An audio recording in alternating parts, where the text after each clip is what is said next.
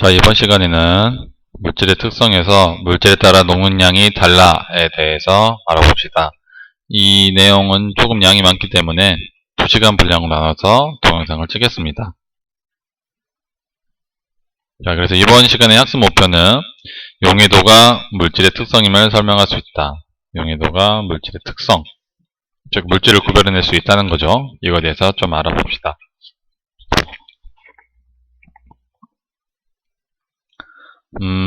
여러분들 그 책에 보면은 설탕하고 소금을 물에 녹이는 장면이 있습니다. 근데 이거를 여러분들이 한번 해보면 알겠지만 설탕이 소금보다 더 잘 녹아요. 잘 녹는다는 기보다는 더 많이 녹습니다.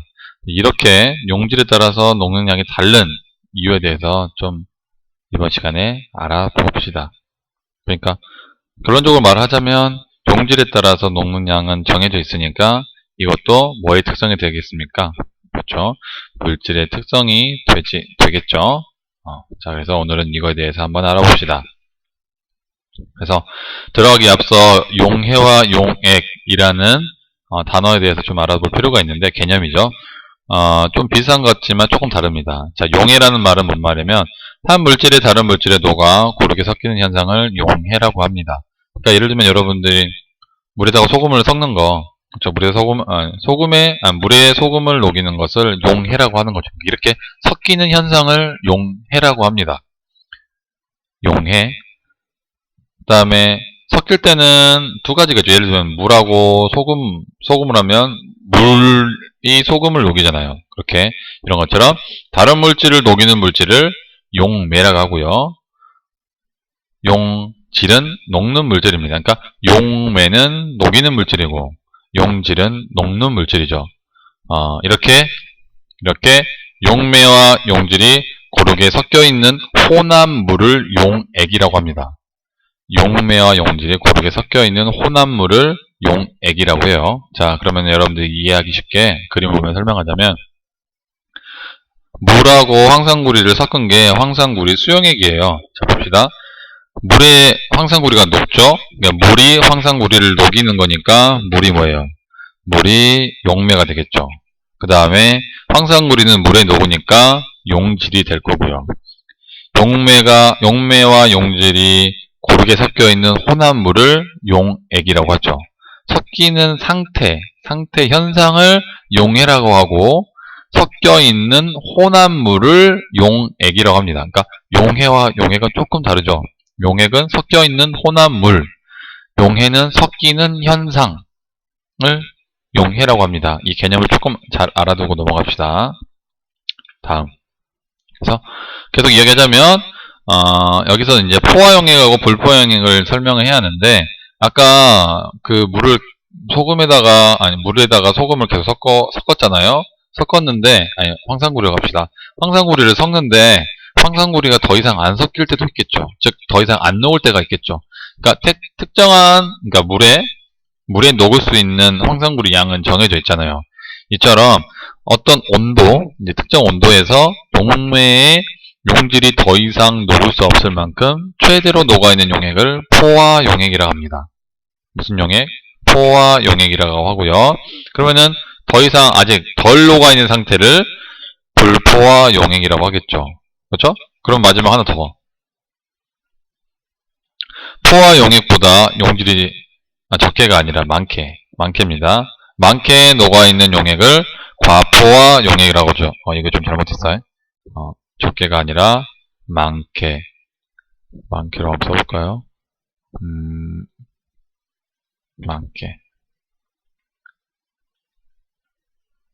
많게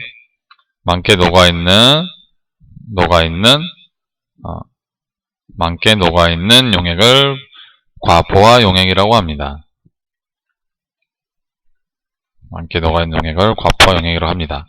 자, 이런 포화, 불포화, 과포화 용액, 이 개념에 대해서 조금 알아두고 넘어갑니다. 그러니까 포화는 더 이상 녹을 수 없는 상태를 포화, 불포화는 더 녹을 수 있는 상태를 불포화. 그 다음에 이미 포화 용액을 넘었어요. 그러니까 최대한 녹을 수 있는 상태에 계속 더 이제 용질을 집어넣는 거야. 그러면 그게 무슨 용액이 되는 거예요? 포화가 넘었다. 과포화 용액이 되는 거죠. 자, 이 세 가지를 좀 알아두고 넘어갑시다. 그래서 여러분 261페이지에 있는 이 녹는 양에 비교하는 이 내용이 있는데 이거를 간단하게 좀 짚고 넘어갑시다. 여기서 물어보는 건 뭐냐면 일정량의 용매에 녹는 용질의 양이 물질의 종류와 온도에 따라 어떻게 다른지 설명할 수 있다. 그러니까 용질은 결국엔 종류에 따라 다르고요. 같은 용질이라 한들 온도에 따라 달라집니다. 이런 것들에 대해서 좀 알아봅시다. 그래서 첫 번째, 용질의 종류에 따른 녹는 양의 비교. 자, 이게 뭐냐면 아까 전에 황산구리 수용액 있죠. 자, 어떻게 하냐면 시험관의 상온의 물, 상온은 보통 약 30도 정도 됩니다. 27도 정도 돼요. 27도. 상온에 물 10g을 넣고 황산구리 1g을 넣어 녹입니다. 녹이는데 이제 황산구리를 이제 녹이니까 이게 휘휘 젖겠죠. 그 다음에 이 1g이 다 녹았다고 생각될 때 다시 1g씩 더 녹입니다. 그러니까 이걸 계속 반복하는 거죠. 언제까지 녹는지. 근데 결론적으로 결과를 보면 몇 g까지 녹냐면 약 2g까지 녹습니다. 그러니까 황산구리는 2g밖에 못 녹는다는 거죠. 물 몇 g일 때, 즉 물 10g일 때 2g밖에 못 녹는 겁니다. 근데 계속 집어넣으면 녹을까 안 녹을까? 안 녹으니까 여기에 이제 밑에 깔아앉아 있을 거예요. 그렇죠? 자, 이런 상태가 될 겁니다. 자, 그래서 물질의 종류에 따른 녹는 양은 일단은 무한정 녹는 게 아니라 정해져 있다. 어떨 때? 온도가 일단 정해져 있을 때. 자, 다음 두 번째는 어떤 걸 할 거냐?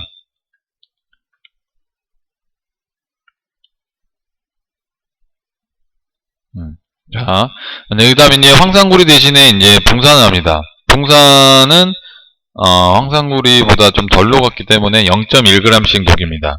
0.1g씩 녹이면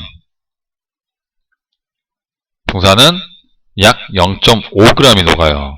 그러니까 아까 전에 황산구리는 몇 g이 녹았습니까?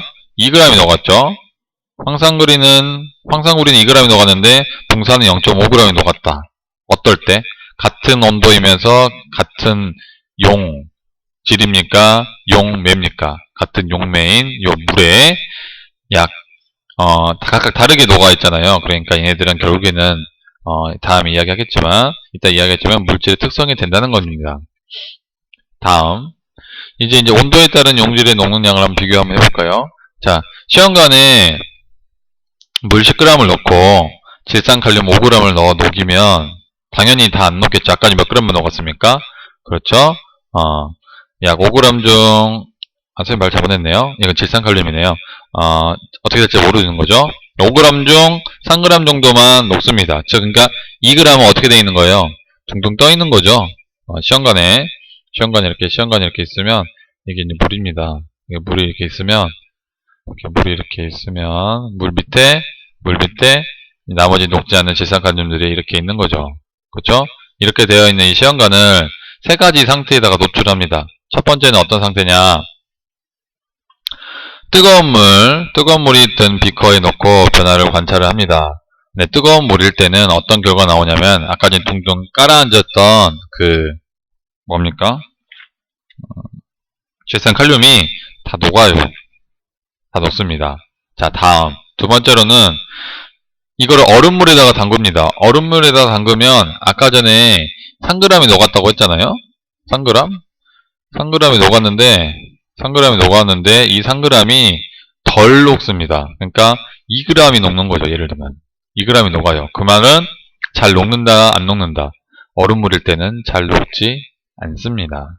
그래서 정리를 하자면 아까 전에 일정량의 물에 녹는 용질의 양은 물질의 종류에 따라 어땠습니까? 그렇죠. 달랐죠. 아까 전에 황산구리는 2g이 녹았었고 붕산은 0.5g이 녹았었죠. 같은 양에. 그러니까 녹는 용질의 양은 서로 다릅니다. 그렇죠? 자, 두 번째.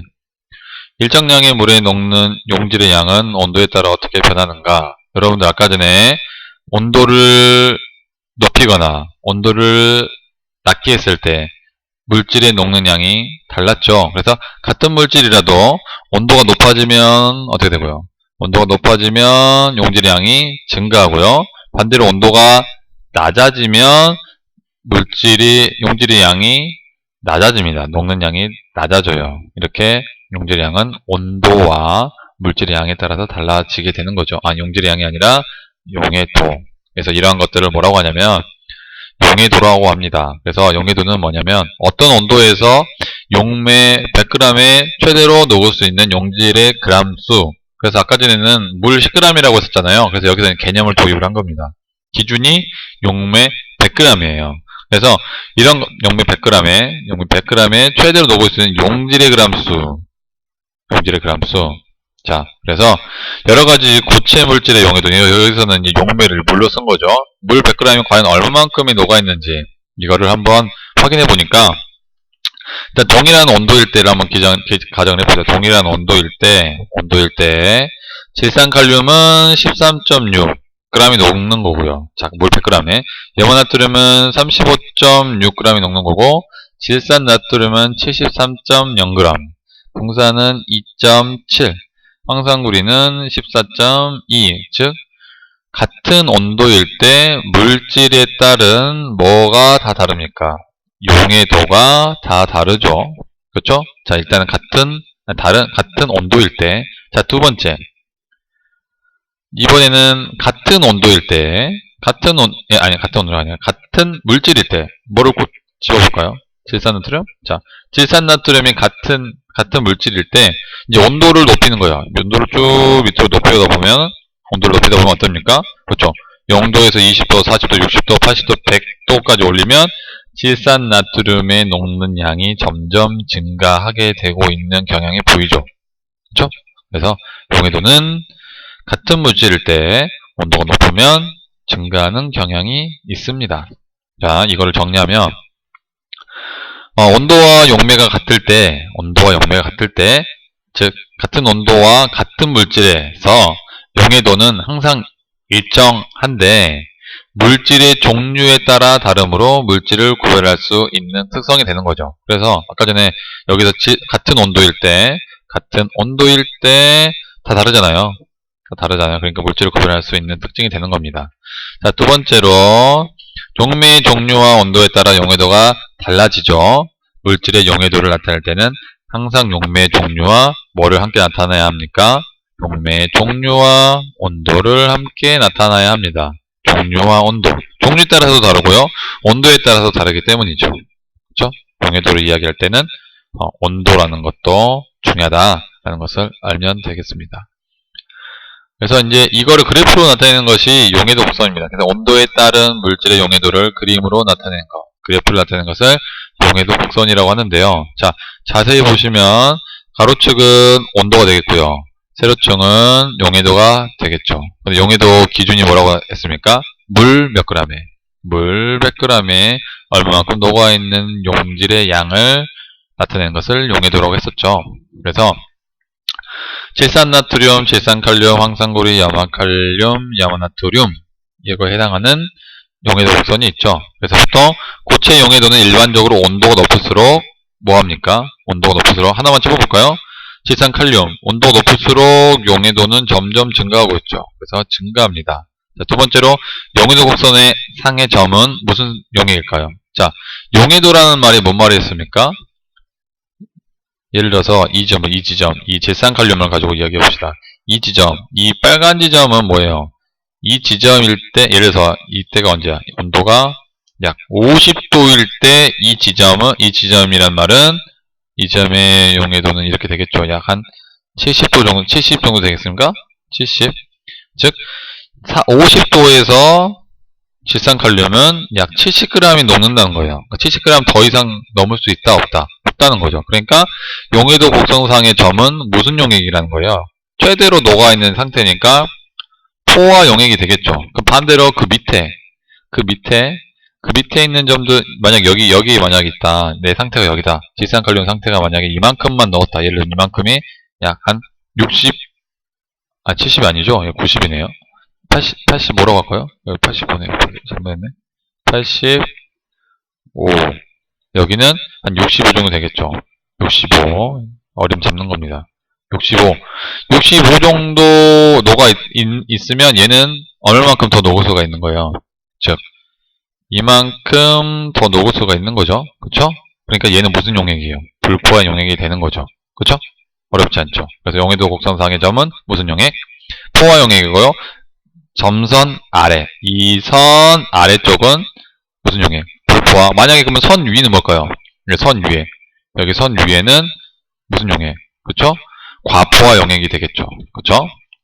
그래서 포화 용액, 불포화 용액이 됩니다. 자, 그럼 여기서 그래프에서 기울기가 나타내는 게 뭘까?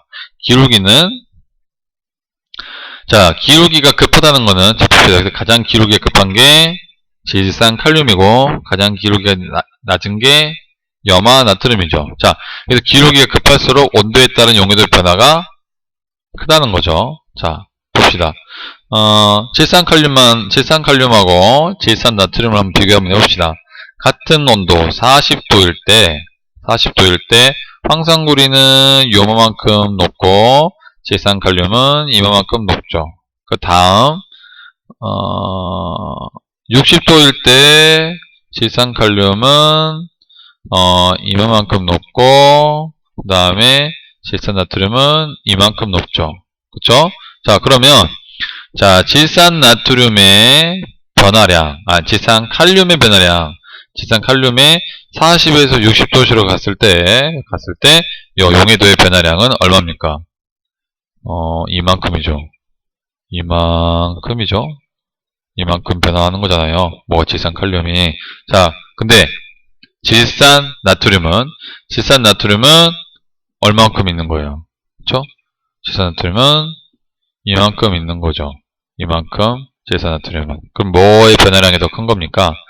기울기가 큰 질산칼륨의 용해도 변화가 더 크다는 거죠. 이게 빨간색이 용해도 변화니까 빨간색하고 검은색이. 그렇죠? 그래서 이 기울기가 의미하는 거는 용해도 변화가 크다라는 것을 알면 되겠습니다.